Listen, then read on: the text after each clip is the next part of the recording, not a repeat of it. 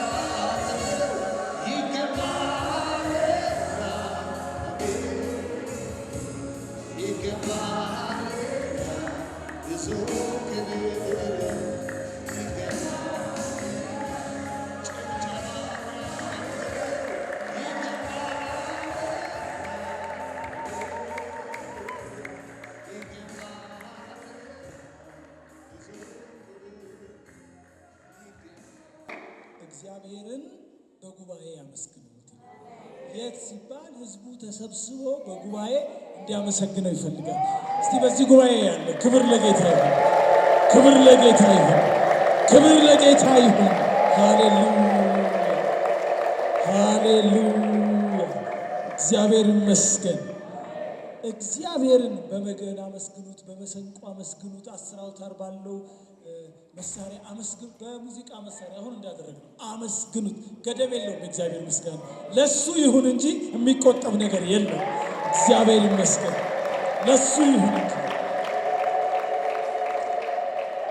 ጌታ ይባረክ። እግዚአብሔር ለምንድን ነው አመስግኑ የሚለው ይናገራል። በቃ ያዳናቸው፣ የረዳቸው፣ ያገዛቸው ሌላ ምንም አይሰጡትም፣ ምስጋና ብቻ።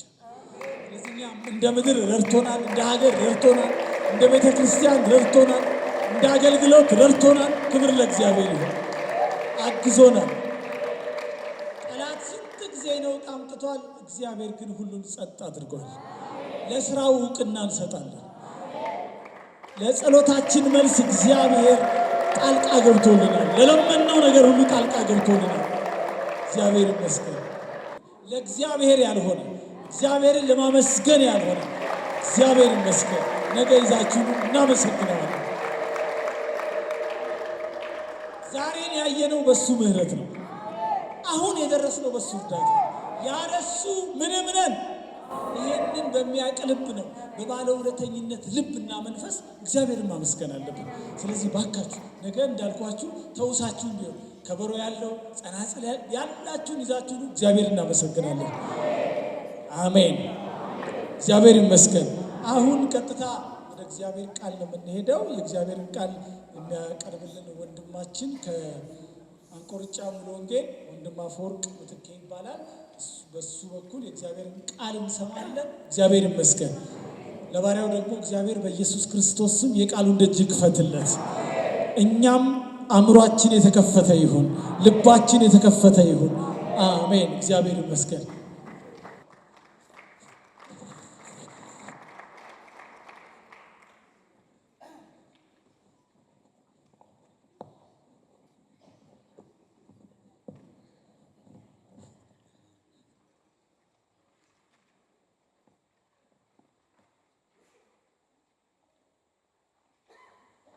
እንደምን ሰነበታችሁ?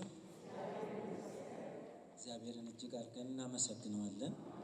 እግዚአብሔር የአምላካችን ስም ከዘላለም እስከ ዘላለም የተባረከ ይሁን። እንዲህ ከሚመስል ጉባኤ፣ እግዚአብሔርን ከሚያመልክ ጉባኤ እድል ስለሰጠኝ እግዚአብሔር አምላኬን እጅግ አድርጌ አመሰግናለሁ። እኔ ከታች ቤት ነው የመጣሁትና ግን ለእግዚአብሔር እስመ ኄር እስመ ለዓለም ምሕረቱ እያልን እናመሰግን ነበር። እግዚአብሔር የገነነ አምላክ ነው። ስሙ የተባረከ ይሁን። ኢየሱስ ክርስቶስ ጌታ ነው። ዛሬ እግዚአብሔርን ቃል አብረን እናያለን። እንጸልይና ወደ እግዚአብሔር ቃል እናልፋለን። ጻድቅና ቸር የሆንክ አባታችን እግዚአብሔር ሆይ ምሕረትንና ቸርነትን አብዝተህልን ከዘላለም አምላክ ካንተ ከቅዱሱ አባታችን በጎ ፈቃድ ልጆች ሆነን በፊትህ እንድንቆም ደግሞም ያንተን ሥራ እንድንሰራ የዘላለም አምላክ እግዚአብሔር እኛን ባሪያዎችን ስለጠራህን ከዚህ ከቅዱስ ጉባኤ ጋር እኔም እንድቆም እድል ስለሰጠኸኝ በኢየሱስ ክርስቶስ ስም እጅግ አድርጌ አመሰግንሃለሁ። ክብር ሁሉ ለታላቁ ስም ይሁን። አንተ አባት ነህ፣ አንተ አምላክ ነህ፣ አንተ ጌታ ነህ፣ አንተ ንጉሥ ነህ።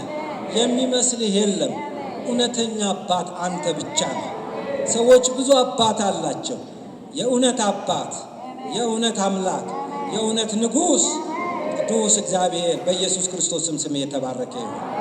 አሁን ደግሞ ከከበረው ቃልህ እንድትናገረን ጸልያለሁ። እግዚአብሔር ሆይ ቃልን ልከህ መከራችንን፣ ችግራችንን፣ የሕዝባችንን ነገር ሁሉ ፈተሃል። ዛሬ ልናመሰግንህ ቀርበናል። ምስጋና ይገባሃልና እናመሰግንሃለን። በቃልህ ምስጋና እንድትሞላን እንጸልያለን። ታላቁ አምላክ እግዚአብሔር ክብሩን ላንተ ሰጠን። ባሪያዎችን እርዳ። በብዙም በጥቂቱም ማዳን የማይሳንህ እግዚአብሔር አሁን ባሪያዎችን እያንዳንዳችንን በቃልህ በምስጋና አንደበት እንድትሞላን እንጸልያለን። ቃልህ የተከበረ ነው። ክቡር ቃልህን ቀድሰው ለልጅ ለኢየሱስ ክርስቶስ ስም ስትል ስማን። አሜን። እግዚአብሔር የተባረከ ይሁን።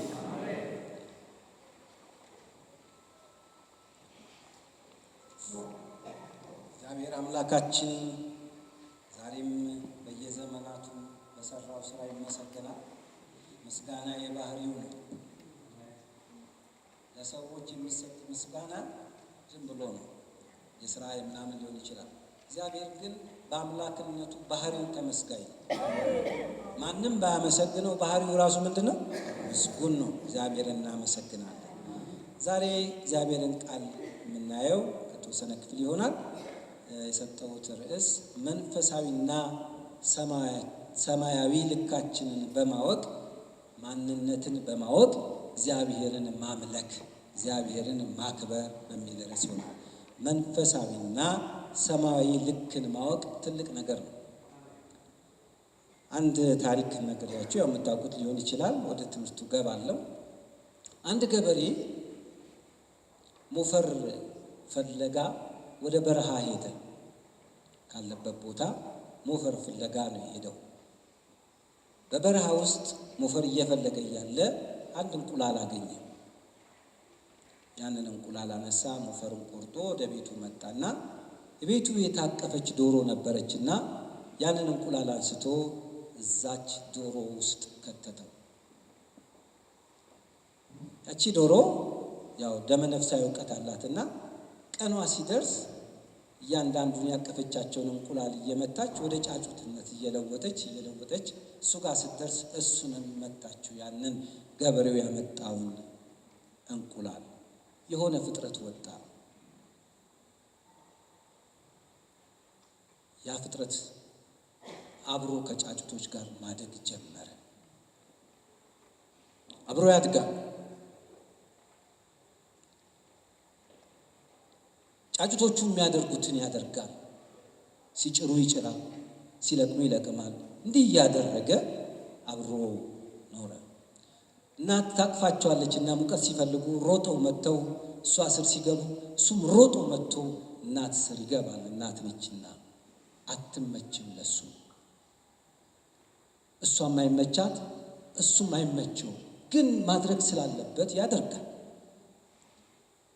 በእንዲህ አይነት ሁኔታ እያደገ ቀጠለና አንድ ጊዜ ከባድ ዝናብ፣ ንፋስ የቀላቀለበት ሞገድ ያለበት ታላቅ ንፋስ መጣና ወፎቹ፣ ዶሮቹ ሁሉም ወደ የቤታቸው መሮጥ ጀመሩ። እችም እናት ቶሎ ብላ ወደ ታዛ ስር ቆመችና ጫጩቶቿን ስትጠራ እሱም ሮጦ መጣ። ሁሉም እሷ ስር ገቡ። እሱ ግን አሁን ከፍ ስላለ መግባት ስለማይችል አጠገቧ ቆሞ ሁኔታውን ያያል። አውራ ዶሮዎችም ትልልቅ የሚባሉ ሁሉ ሸሽተው እዛ በረንዳ ስር አሉ።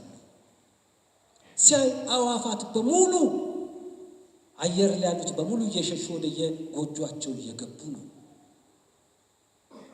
ከባድ ንፋስ፣ ከባድ ዝናብ ነውና ግን ቀና ብሎ በደንብ ሲያይ አንድ ወፍ ግን በዛ በከባድ ዝናብ ውስጥ በዛ ባውሎ ንፋስ ውስጥ በዛ በነጎድጓድ ውስጥ ይወጣል ይወርዳል ይጫወታል። ደነገጠ።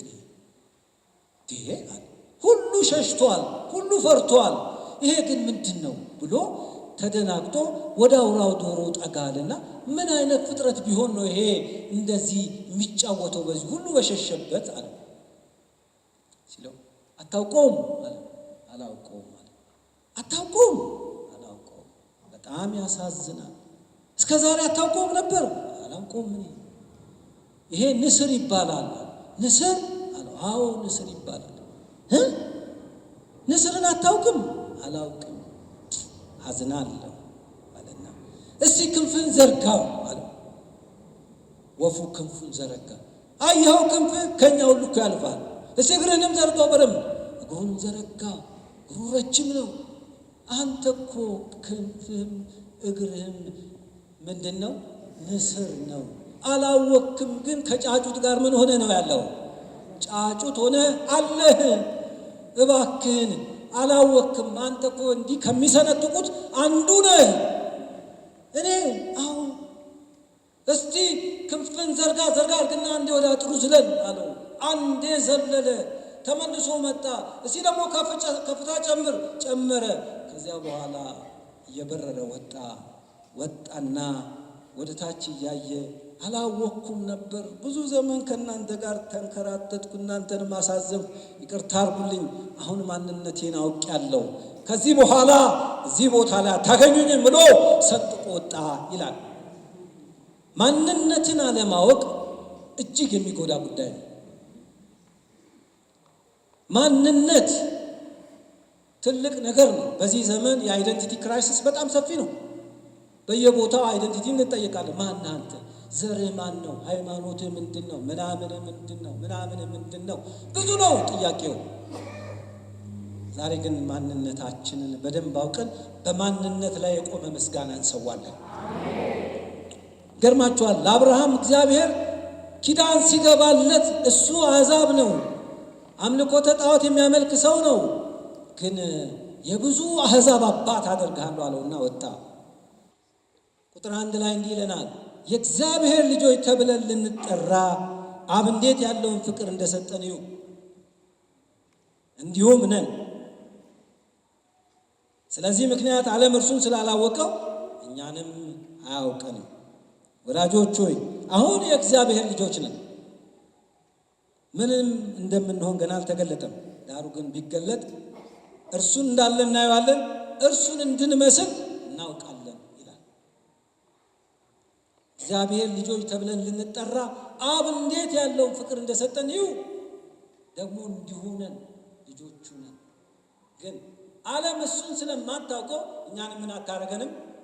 አታውቀንም ይላል። እኛ የማን ልጆች ነን? የእግዚአብሔር ልጆች። ግን ማን አያውቀንም? ዓለም አታውቀንም። ለምንድን ነው ዓለም የማታውቀን? ዓለም የማታውቀን በሁለት ምክንያት ነው። አንደኛ እሱን እግዚአብሔርን ስለማታውቀው ነው። ሁለተኛ ደግሞ ዓለም የምትሰጠን የራሷ ማንነት ስላለ። እኔና እናንተን ወደዚህች ዓለም ስንመጣ ዓለም የምትሰጠን ማንነት አለ። ገና ስንወለድ ወንድ ተወለደ ሴት ተወለደ ትልና ወንድ ሴት ትለናለች። ትንሽ ስቆይ ደግሞ በከለርም ትለየናለች። ጥቁር ተወለደ ነጭ ተወለደ ትለናለች። ትንሽ ስቆይ በጤናም ጤነኛ ተወለደ በሽተኛ ተወለደ ትለናለች። ከዛም አልፎ ደግሞ በዘርም ትለየናለች። አማራ ተወለደ ምናምን ተወለደ ከበደ ተወለደ አየለ ተወለደ እያለች በብዙ ማንነት ትሰጠናለች። ደግሞ ከፍ እያልን ስንሄድ በኢኮኖሚ ስታተሳችን በሌላው ነገራችን ዓለም ሰጠናለች። ሀብታም ድሃ፣ ባሪያ ጨዋ፣ የተማረ ያልተማረ፣ ባለስልጣን ተራ እያለች ማንነት ሰጠናለች። በዚህ በሰጠችን ማንነት ደግሞ ካቴጎራይዝ ታደርገናለች፣ ትመድበናለች፣ በመደብ ውስጥ ታስገባናለች። ስለዚህ ከዚህ የተነሳ እኛ የእግዚአብሔር ልጅ ነን ብንላት እንኳን አታውቀንም። እሷ የሰጠችን ማንነት ስላለ። እሷ የሰጠችን ማንነት ገደብ አለው፣ ድንበር አለው፣ ልክ አለው፣ ወሰን አለው። አቶ ከሌ ማን ነው ስትላት ትነግራለች። አቶ ከሌ እሱ ምን ደግሞ ለራሱ እሱ አቅምም የለው ይሄ ነው አቅሙ ብላ ትነግራለች። ሊሚቴሽን አላት ማለት ነው። ገደብ አላት፣ ወሰን አላት ያዘጋጀችው። ስለዚህ እኔና እናንተን ስትመድበን በዛ ነው። ከሌ እሳቸው ይባላል። አሁን አንዳንድ ስም ብጠራላችሁ ሁላችሁም ታውቋቸዋላችሁ። ማን ስለሰጠቻቸው ስም? ዓለም የሰጠቻቸው ማንነት ስላለ። በሽተኛውን ደግሞ በሽተኛ እሱ ምን አቅም አለው ኃይል የለው ምን የለው እሱን ቶ ትላለች። በእንዲህ አይነት ማንነት ትመድበናለች። የሰማይ ጥሪ ተካፋይ ያደረገን እግዚአብሔር ግን እሱ ጋር ልዩነት የለውም። ወንዱንም ሴቱንም ምን ይላል? የኔ ምኖች ልጆች ናቸው። እኛ የማ ልጆች ነን? ወንድ ሴት ሳይል ሰማያዊ አጀንዳ በሰማይ ላይ ያለው መዝገብ ማናችሁ ይለናል? ልጆች ናቸው። ምድር ስትመጡ ግን ባሪያ ይልሃል፣ አሽከር ይልሃል፣ ምናምን ነህ ይልሃል፣ ከሌ ነህ ብሎ ሊሰድብ ሊተች ይችላል። ሰማይ ግን ምን ይላል? ልጄ ይልሃል። ምድር የገደበች ብዙ ገደብ አለ፣ አይችልም አትችልም ምናምን ብላ የምትገድብ። ሰማይ ግን ሊሚቴሽን የለውም። ኖ ሊሚቴሽን፣ አንድም ሊሚቴሽን የለውም። ባውንደሪም የለውም። እግዚአብሔር ሲፈልግ የፈለገውን ማድረግ ይችላል። ምን ስለሆንክ? ልጅ ስለሆንክ። እስቲ ጥቂት ታሪክ እናያለን።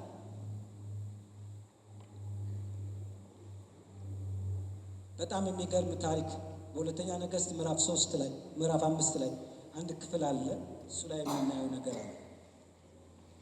እንዲህ የምትላቸው እንደው እኛስ ልጅነት ውስጥ ነገር ገና በኪዳን ያሉ ሰዎች ግን እንዴት እንደኖሩ የምናይበት ክፍል ነው እሱ።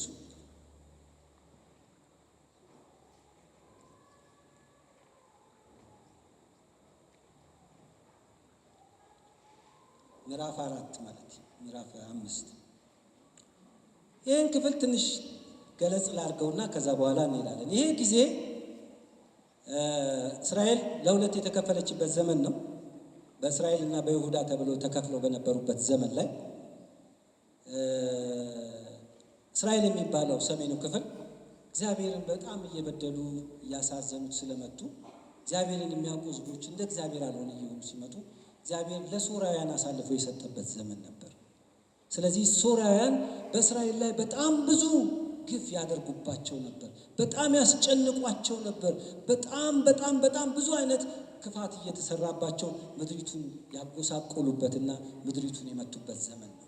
በዛ ዘመን ነው እግዚአብሔር ኤልያስንም ኤልሳዕንም ያስነሳው። እንዲህ በሆነበት ዘመን ላይ ሶርያውያን ምድሪቱን ባስጨነቁበት ሰዓት ላይ የእስራኤል ጦር ምን ይመስል ነበር? እስራኤል እንግዲህ ትልቅ ሕዝብ ነው፣ ብዙ ሕዝብ ነው። በሚሊዮን ጦር ያሰልፋል ተብሎ የሚገመት ነው። ምዕራፍ 13 ላይ ሄዳችሁ ስታነቡ ቁጥር ምዕራፍ 13 ቁጥር ወደ 7 አካባቢ ሄደን ስናነበው እዛው ሁለተኛ መጽሐፈ ነገሥት ካለ 13 ላይ ሄደን ስናነበው እንዴት እንደሆኑ ይነግረናል። እዛ ላይ እነዚህ ሕዝቦች ምን እንደሆኑ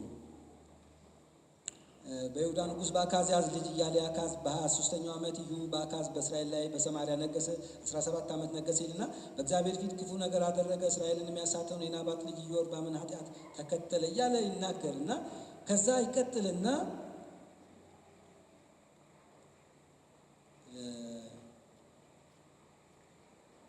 ዮአስ ያደረገውንም ክፋት ይነግረንና ወደ ቁጥር 7 ላይ ስንሄድ ለኢዮአካዝም ይለናል። ተመልከቱ፣ ኢዮአካዝ ንጉሥ ነው፣ የእስራኤል ንጉሥ ነው። ለኢዮአካዝ ከ50 ፈረሰኞች ከ10 ሰረገሎች ከ10,000 እግረኞች በቀር ሕዝብ አልቀረለትም። የሶርያ ንጉሥ አጥፍቷቸዋልና በአውድማ ላይ እንዳለ ብቅ አድርጓቸዋልና ይላል። በሚሊዮን የሚቆጠር ሰራዊት ያሰልፍ የነበረ እስራኤል የሚባለው ሀገር አሁን እዚህ ጋር ተመልከቱት፣ ስንት ሰው እንደቀረው ስንት ሰራዊት እንደቀረው ይነግረናል። ምን አለ? የቀሩት 50 ሰረገለኞች፣ ከዛ ደግሞ 10,000 እግረኞች፣ 10 ሰረገሎች ከ50 ፈረሰኞች በስተቀር ሌላ ምንም አልነበረው። የቀሩት እነዚህ ናቸው። እና የሶርያ መንግስት እንደ ብቅ አውድማ ላይ እንዳለ ብቅ አጥፍቷቸው ነበር። በጣም በልዩ ሁኔታ የጦር ታክቲካቸው ልዩ ነበር። የሶርያውያን ከበባ ነበራቸው፣ ወረራ ነበራቸው፣ ደፈጣ ነበራቸው። እንደገና አደጋ ጣይ እየጣሉ ያስጨንቋቸው ነበር። በጣም በየጊዜው ያስጨንቋቸውና እችን የምታክል ሰራዊት ቀርታለች። ጭንቅ ነው። በዚህ ጊዜ ውስጥ የሆነ ነው እንግዲህ አሁን የምናነባት አንዲት ባሪያ የተባለች ልጅን ታሪክ የምናየው ምዕራፍ 5 ላይ እንመለሳለን።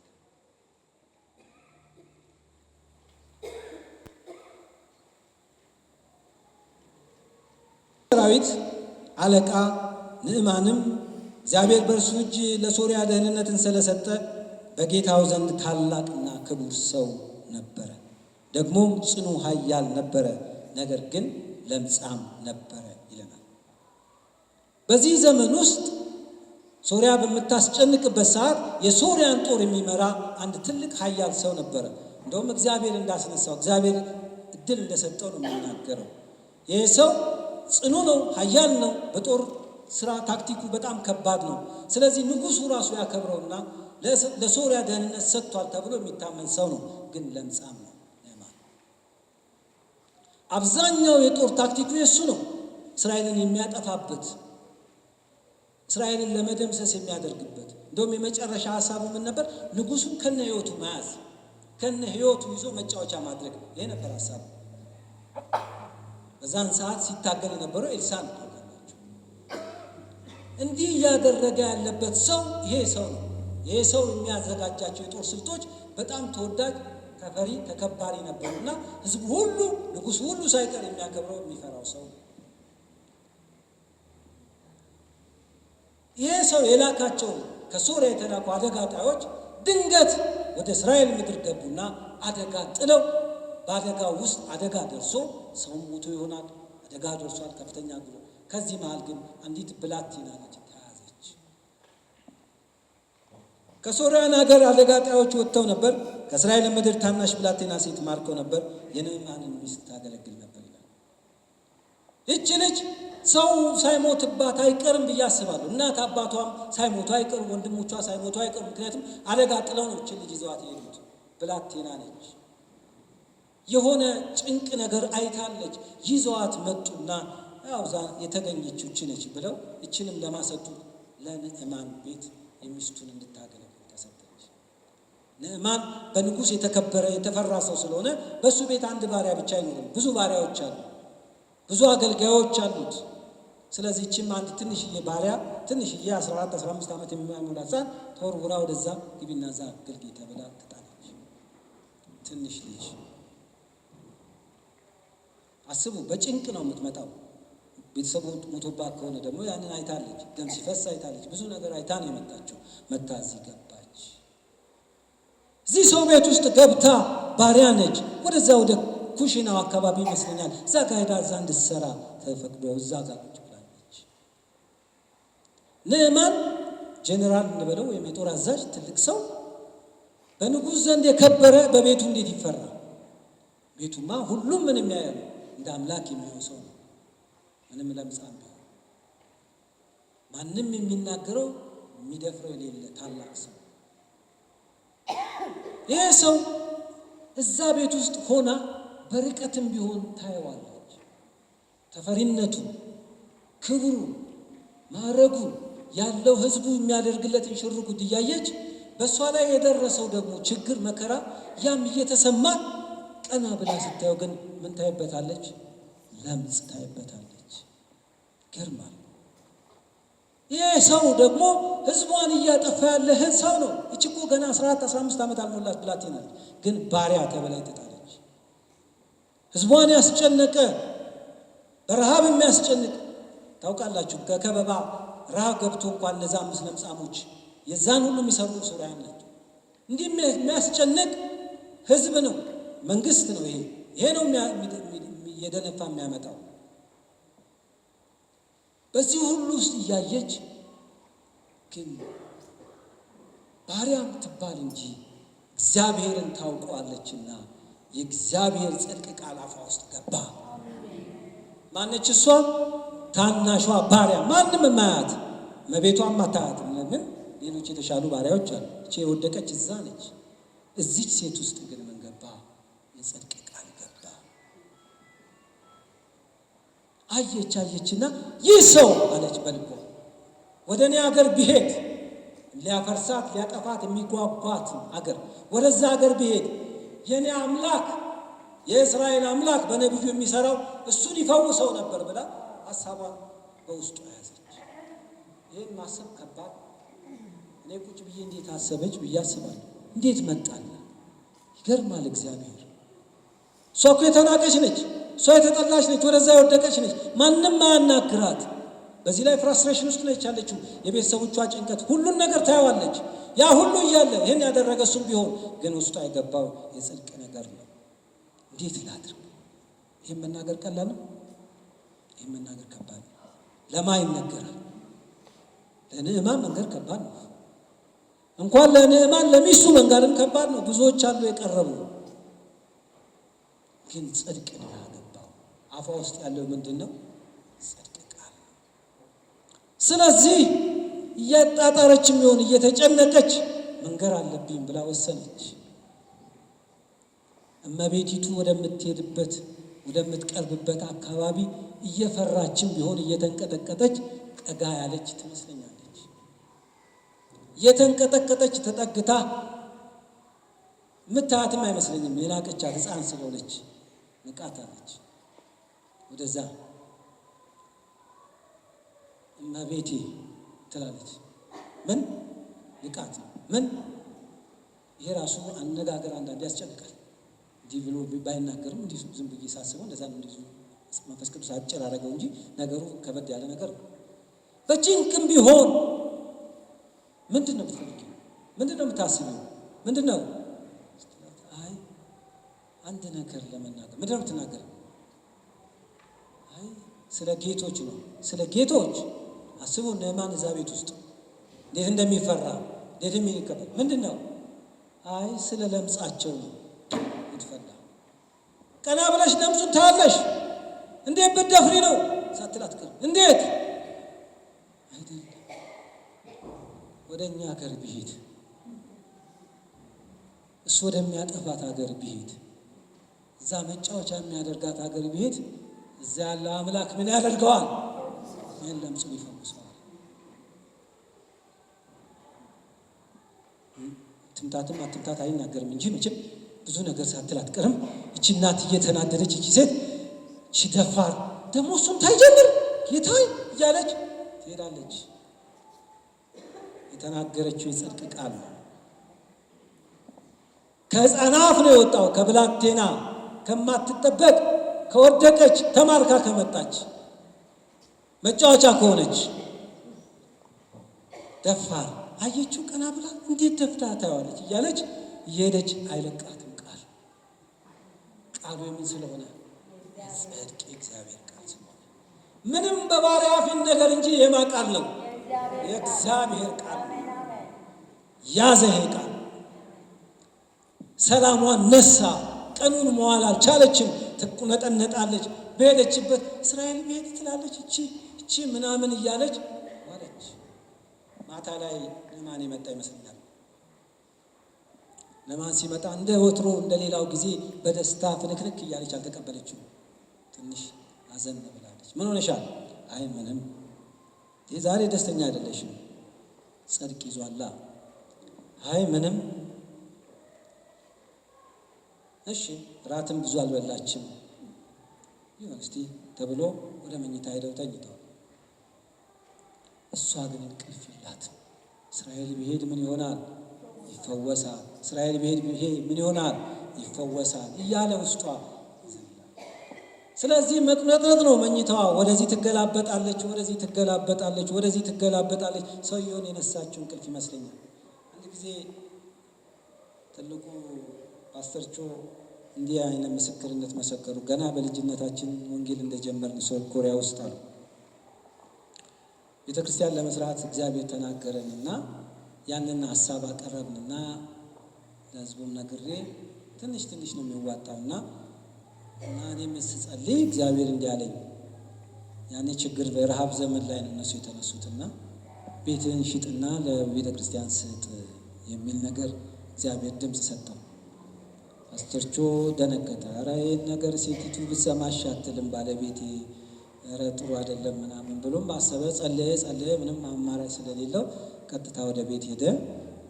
ለባለቤቱ ነገራት። እግዚአብሔር እንዲህ ብሏል፣ ቤታችሁን ሽጣችሁ ለቤተ ክርስቲያን መስሪያ ስጡ ብሏል ሲል እብድን አንተ አለችው። አንተ አብድሃል። የልታኖራቸው ነው ልጆቹን። አርፈህ ተቀመጥ አለች። ጌታ ሆይ ተመልሰው ወደ ጸሎታቸው ነግሬያለሁ፣ እንግዲህ አንተ ፋንታ ነው አሉና ወደ ቤት ገቡ። ያው እዛው ማታ ላይ እሳቸው ተኝተው እሷ መኝታ የላትም። ትቁነጠነጣለች፣ ወደዚህ ትገላበጣለች። ወደዚህ ስነቃ እየተቁነጠነጠች ነው። ገባኛል። ይዘሃል ቀጥል እንግዲህ አልኩታል። እዛ እንዲህ አሉ። ቀጠልና ከዛ ትንሽ ቆይታ ትተኛለህ አንተ እኔ ውስጥ ሳትከተህ ቤቱ ይሸጥ አለቻሉ። ልክ እንዲህ ይመስለኛል። አሁን እየተቁነጠነጠች ሰውየው ስትመሻው አንቺ ሴት አንድ ነገርማ ሆነሻል። የሆንሽው ነገር ምንድን ነው? ንገሪኝ። ለምንድን ነው ዝም ብለሽ እንትን የምትይው ሲል እባክህ እኛ ቤት ያለችው እቺ ትንሿ ባሪያ አዲስ የመጣችው ባሪያ ደግሞ ከባሪያ ጋር መዋል ጀመርሽ? ባሪያ ነው የምታዋሪው? እንደዚህ አይደለም። ምንድን ነው ታዲያ? ባሪያ ባወራ የባሪያ ወሬ ነው አንቺን የሚረብሽሽ? ምንድን ነው? አይደለም እኮ ምንድን ነው? አይ ስለ አንተ ነው። ስለ እኔ? አዎ ስለ አንተ። ምን? እስራኤል ሀገር ብትሄድ ከለምጽ ትፈወሳለህ አለችኝ። የሚሳደ ይመስለኛል። እኔ ብር አጥቼ ነው፣ ገንዘብ አጥቼ ነው፣ ስልጣን አጥቼ ነው።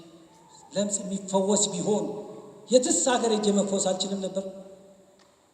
ደግሞ እስራኤል እንዲህ እየተጫወትኩባት የእነሱ አምላክ ነው የሚፈውሰው? መጫወቻ ሆናለች እስራኤል፣ መቀለጃ ሆናለች እስራኤል። እንዲህ አይነት ነች። እንደዚህ አይነት ትሰሚያለሽ ያላት ይመስለኛል። ተጽፏል ብዬ አይደለም እነግራችሁ። ከዛ እንቅልፍ የለም እሱ። የሚቀጥለው ተረኛ እሱ ሆነ። ይህን የተናገረችው ብላቴናይቱ ግን ዓመት ስር የሚሆን ተኝታለች። ሰላማዊ እንቅልፍ። እሷ ተኝታ ድምጿ ግን እዚህ ዋናዎቹን ይዘዋል። ጠዋት ተነሳን፣ ቀጥታ ወደ ቤተ መንግስት ሄደ። ቤተ መንግስት የተፈራ የከበረ ሰው ስለሆነ ንጉሱ መጥቷል ሲባል ኧረ ጥሩት፣ አንድ የሆነ ዜና ይዞ መጥቶ ይሆናል፣ መልካም ነገር ሲያንጡት ምናምን ተብሎ ሲመጣ ነማን ቅስሙ የተሰበረ ሰው ሆኖ ነው የመጣው። ድምፅ ምን ሆነሃል? አይ አንድ ነገር ሆነሃል። ምን ሆነሃል? እባክህ ንጉሥ ሆይ ቤቴ አንድ ባሪያ አለች። ባሪያ? ለማን? ከባሪያ ጋር ታወራለን? አይደለም። እስራኤል ሀገር ብትሄድ ትፈወሳለህ ብላኝ ያዘኝ። ሕፃኗ እዛ ኩሽና ቁጭ ብላ ድምጿ ግን ቤተ መንግስት ገባ። ስሙ የት ነው ያለችው? እሷ ቤት ኩሽና ስር፣ ድምጿ ግን የት ሄዷል? ወንድሞቼ እዛ ገባ። ከዛስ ምን እናርግ? ምናልባት ጉባኤም ካላችሁ የጀነራሎች ጉባኤ ወይ ሀገር መሪዎች ጉባኤ ሁሉ እንሰብሰብ። በምን ሶሪያ እኮ እስራኤልን ለማጥፋት የምትታገል ሀገር ነች። አሁን ግን የመጣው ነገር ደግሞ የሚሰብር ነገር ነው። ምን ይደረግ? ቁጭ ብለው ተወያዩ። አይ እንዲህ ከተባለ ደብዳቤ ተጽፎ ለንጉሱ ለዛ ለሚያሳድዱት በየደቂቃው በየሰከንዱ የት ገባ እያሉ ከነነፍሱ ሊይዙ ለሚታገሉት ለእሱ ደብዳቤና ስጦታ እንላክ። ማንን የሚያስልከው? ብላቴናዋ። የት ያለችው? ኩሽና ያለችው። እዛ ቡና እየወቀጠች ይሆናል፣ የሆነ ነገር እያደረገች። እዚህ ግን ውሳኔ ቤተ መንግስት ውስጥ እየተወሰነ ነው፣ ደብዳቤ እየተጻፈ ነው። ማንነት የእሷ ድምፅ ቤተ መንግስት ገባ። የእሷ ድምፅ ደብዳቤ አጻፈ ለእስራኤል ንጉሥ። ባሪያዬን ንዕማንን ልኬዋለሁ፣ ጀነራሉን ፈውሰው በል። የስጦታው መዓት እንበቡት እዛ የስጦታው መዓት ተጭኖ ተጭኖ ተጭኖ ተጭኖ አሁን ንዕማን ሊሄድ ጉዞ ሊጀምር ነው። ባሪያዋ ግን ቤቷ ቁጭ ብላ ነው። ቁጭ ብላ ልጓሙን የያዘች ይመስለኛል። የማንን? የሰረገላው። ሂድ ግድ የለም ሂድ የምትል በምኗ? በቃሏ።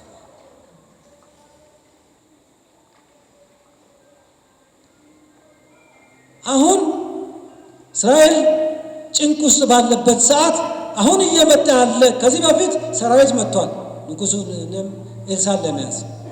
ያው ታውቁታላችሁ ታሪኩን። ኤልሳዕን ለመያዝ በመጡ ሰዓት ኤልሳዕ አሳውሯቸው ብዙ ነገር አድርጎላቸው መጨረሻ ላይ ምን አደረገ?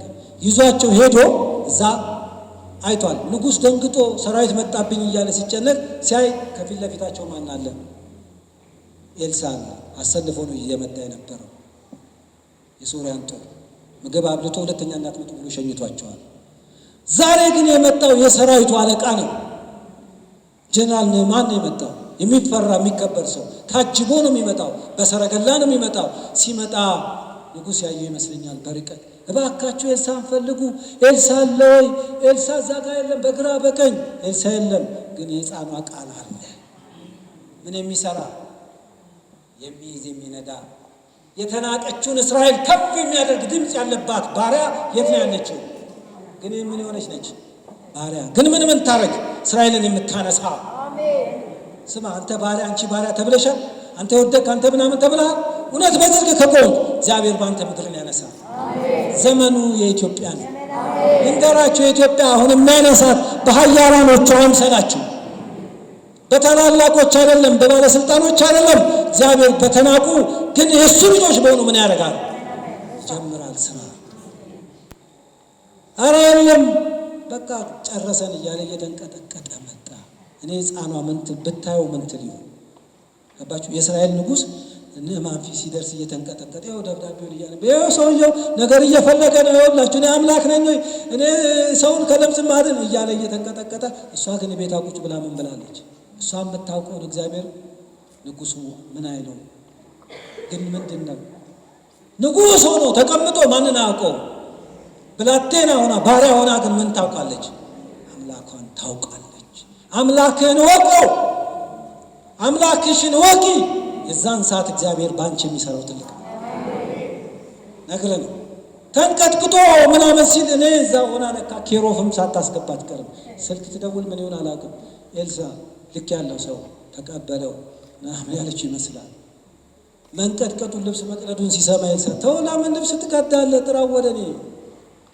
ወደ ማን ጥራው? ወደ እኔ ጥራው።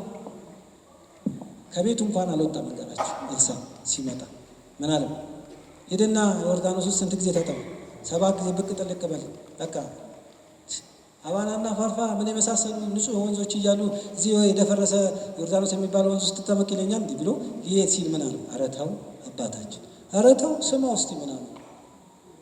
እውነትም ብቅ ጥልቅ ብሎ 7 ሲወጣ ሕፃን ሆነ ይላል። ሕፃን ሆነ ይላል። ሕፃኗ የላከችው ለምጻሙ ሰው ምን ሆነ? እንዲህ አለ፣ ከእስራኤል በቀር አምላክ እንደሌለ ምን አልኩኝ? አወኩኝ አለ። አንተ በጽድቅ ስትቆም እግዚአብሔርን ታስከብረዋለህ። እግዚአብሔር እውነተኛ አምላክ መሆኑን ትናገራለህ። ለብዙዎች አንተ ምን ትሆናለህ? ምስክር። አንቺ ምስክር ትሆኛለሽ። ምን ስትሆን? ጽድቅ ሲኖር። እግዚአብሔር ልጄ ብሎ የጠራህ ለተራ ነገር አይምሰልህ። እግዚአብሔር ተራ አድርጎ አይደለም የጠራ፣ ለከበረ ነገር ነው የጠራ። እባክህን አለ። ስንት 3 ነው ስንት አያ በቁሎዱ አፈር ስጠኝ። እንደው እዛ ማምለክ ያለ የሆነ ሞሎክ የሚባል እዛ ሲመለክ መቼም እዛ ስገባ እንዳረክስ አምላክን ምን እንዳልለው እኔ ምን ያስባለሁ መሰላችሁ? እንደው ንዕማን ሲመለስ እቺ ልጅ ምን ይላት ይሆን ብዬ አስባለሁ። ምን ይላት ይሆን? የት ነው ያለችው? ግን በደንብ እኮ የሚያውቃት አይመስለኝም። ግን ምን ያደረገችው? አምላኳን ያስከበረች፣ አገሯን ያስከበረች፣ ሰራዊትን ሁሉ ቀጥ አድርጋ ያቆመች ማነች? እንደ ብላቴና ነች። ምን የተባለች? ባሪያ የተባለች። ባሪያ አትችልም፣ አይሆንም የተባለች ግን ቁጭ ብላ እዛ ቡናዋን እየወቀጠች ነፍስ ታነጻለች። እግዚአብሔር ዘመን መጥቷል ሊሰራ። እግዚአብሔር ድምፅሽ የእናንተ ድምፅ ቤተ መንግስት ሊገባ ዘመን እየጠራ አሁን ሊመጣ ነው ዘመን። ምን ይላሉ ልትባሉ ነው። ምን እናርግ ሊባል ሊመጣ ነው። ገባችሁ? ምን እናርግ? በነ ቾ ዘመን እና ፓስተር ቾ ዘመን ደቡብ ኮሪያ በጣም ጭንቅ ሲደርስባት የመጀመሪያው ጥያቄ ወደዛ እባካችሁ ምን እናርግ? እንደውም የተማሪዎች ዓመት ሲነሳ መጀመሪያ የቱን ቸርች ይከቡታል አሉ? የኮሪያን ሙሉ ወንጌል ቤተክርስቲያን የሚከቧት ቾን እንዳይገባ። ለምን እንደሚበትን ያውቃሉ። ተንበርክኮ ምን ያደርጋል? ይበትነው። ስንት ጊዜ ተነስቶ አልቻሉ። አሁን ዘመን እንዲህ ነው። አሁን የመጨረሻ ዘመን ነው። ታውቃላችሁ፣ ከባድ ዘመን ነው። አስፈሪ ነገር ነው። ግን መፍትሄ አንተ ጋር አለ።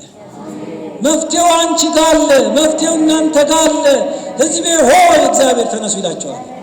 እግዚአብሔርን በዚህ እውቀት ስናመሰግነው እንዲህ ይሰራል። ታናሽነቴን አላይም። አምላኬ ምንድን ነው? ከዘላለም የጠራኝ ለተራ ነገር አይደለም። ልጅ ብሎ የጠራኝ ለተረት አይደለም፣ ለወሬ አይደለም የጠራኝ። በልጅነት ስልጣን ሰማያትን ላዝበት ነው። በምድር የምታስሩት በሰማይ ምን ይሆናል? ይታሰራል። መቼ? በጽድቅ ስትቆም። አንደበት ግን ፖለቲካ እያወራ፣ አንደበት ሐሜት እያወራ፣ አንደበት ምን እያወራ፣ እጅ እየሰረቀ ሌላ ነገር እያደረገ እግዚአብሔር እንዴት ይስራ? እንዴት ይውጣ? የእግዚአብሔር ክብር የሚወጣው እግዚአብሔርን በሚያከብሩ ልጆች ውስጥ። ስለዚህ ተቀድሰን ነጽተን ከጠበቅን ምድራችን አይደለም አፍሪካን፣ ዓለምን ሁሉ ገና በወንጌል ምን እናደርጋለን? የምትጠበቀው ሀገር ኢትዮጵያ እንደሆነ ታውቃላችሁ።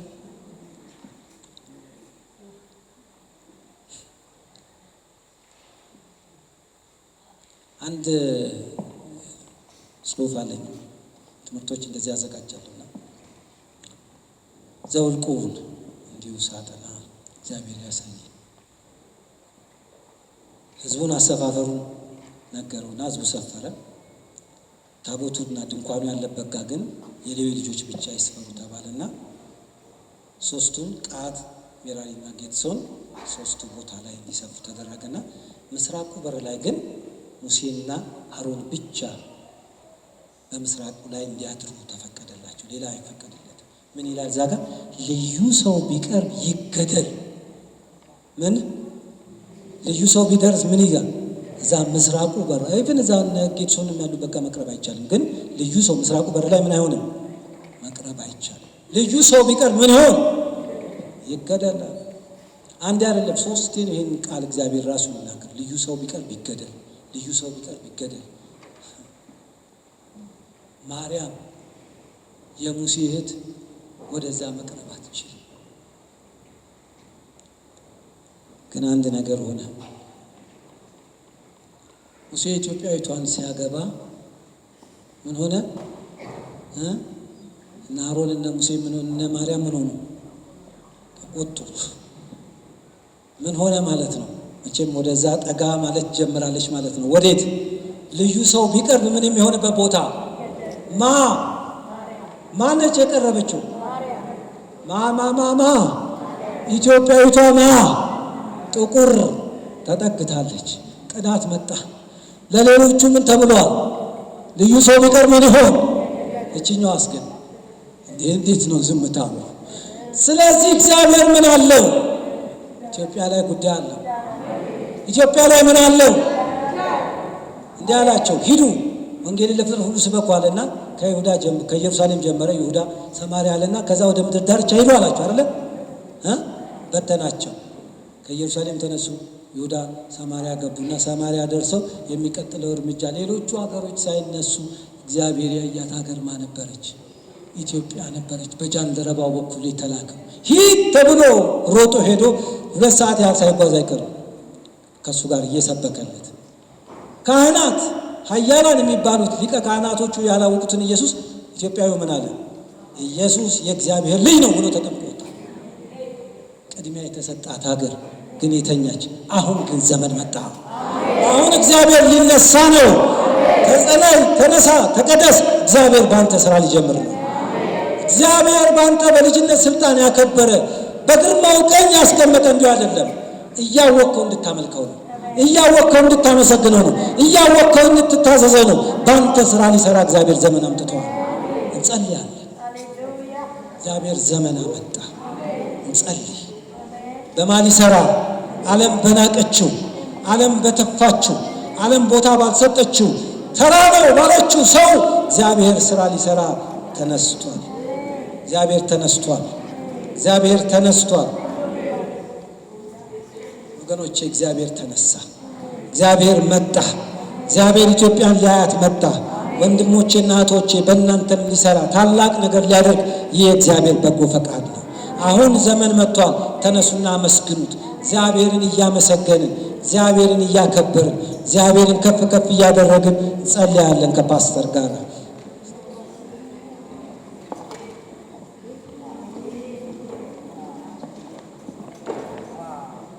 ሃሌሉያ። አባቶይ ዘመን ስለመጣ እናመሰግናለን። ጊዜው ስለመጣ እናመሰግናለን። እግዚአብሔር ይመስገን።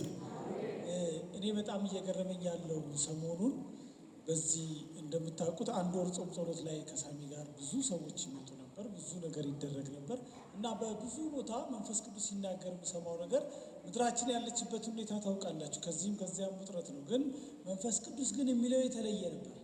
እግዚአብሔር ይመስገን። አሁን ቤቴን የማጠራበት ጊዜ ነው፣ አሁን የምጎበኝበት ጊዜ ነው፣ አሁን ሰዓቱ ነው እያለ ይናገር ነበር። ዛሬም ጨምሮልናል። እግዚአብሔር ይመስገን። ስለዚህ የእግዚአብሔር ስራ፣ የእግዚአብሔር እንቅስቃሴ፣ የእግዚአብሔር መንፈስ ልዩ ትኩረት እኛ ከምናስበው በጣም የተለየ ነው። እንዴት በዚህ ጊዜ ጦርነት እንዳይመጣ ጸጥ ማለት እንጂ፣ በዚህ ጊዜ እንዲህ ማለት እንጂ፣ መንፈስ ቅዱስ ግን ምን እያለ ነው? ልጎበኝ ነው በማይመስል ሰዓት፣ በማይመስል ሁኔታ። ስለዚህ እግዚአብሔር ደጋግሞ ድምፁን ሲልክልን በኢየሱስ ስም መስማት ይሆንልን። እስቲ ለድምፁ ባለቤት ክብር እንሰጣለን። እናመሰግንሃለን፣ እናመሰግንሃለን፣ እናመሰግንሃለን፣ እናመሰግንሃለን። እግዚአብሔር ስለሰጠህን ድምፅ እናመሰግንሃለን። ስለላክልን ድምፅ እናመሰግንሃለን። አይቀልብንም። እግዚአብሔር ሆይ እንደ ነገሩ አናየውም። በአንተ ፊት ክብር ላንተ ይሁን። ታናሽነታችንን አናይም። ታላቁን ጌታ ይዘናልና ያልከን በሕይወታችን፣ ያልከን በምድራችን፣ ያልከን በዘመናችን እንደሚፈጸም እናምናለን። ክብር ላንተ ይሁን። ክብር ላንተ ይሁን። ተመስገን፣ ተመስገን። እግዚአብሔር ሆይ ጊዜው ስለደረሰ ተባረክ። ሰዓቱ ስለመጣ ተባረክ። ያልከው ሊፈጸም በምድራችን ላይ እግዚአብሔር ሆይ ይሄው እያንኳኳ ስለሆነ እናመሰግንሃለን። ክብር ላንተ ይሁን። ስለዚህ ማላጅ አመሰግንሃለሁ። ቃልን ስላመጣልን ባሪያ አመሰግንሃለሁ። በጸሎት ፕሮግራሞችን ስለመሩ፣ በአምልኮ ስለመሩ ሁሉ አመሰግንሃለሁ። በጌታ በኢየሱስ ክርስቶስ ስም መንገዳችሁ የቀና ይሁን። ከልብ ያመሰገናችሁት ጌታ በኢየሱስ ስም ነገራችሁን ይፈጽምላችሁ። ተባረኩ፣ ተከናወኑ፣ በሰላም ሂዱ። አሜን። ተባረኩ።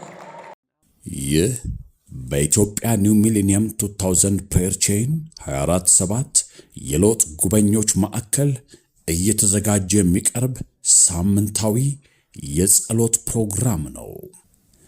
ቅዱሳን በያላችሁበት አብራችሁን በጸሎት ትተጉ ዘንድ በጌታ ፍቅር እንጠይቃችኋለን።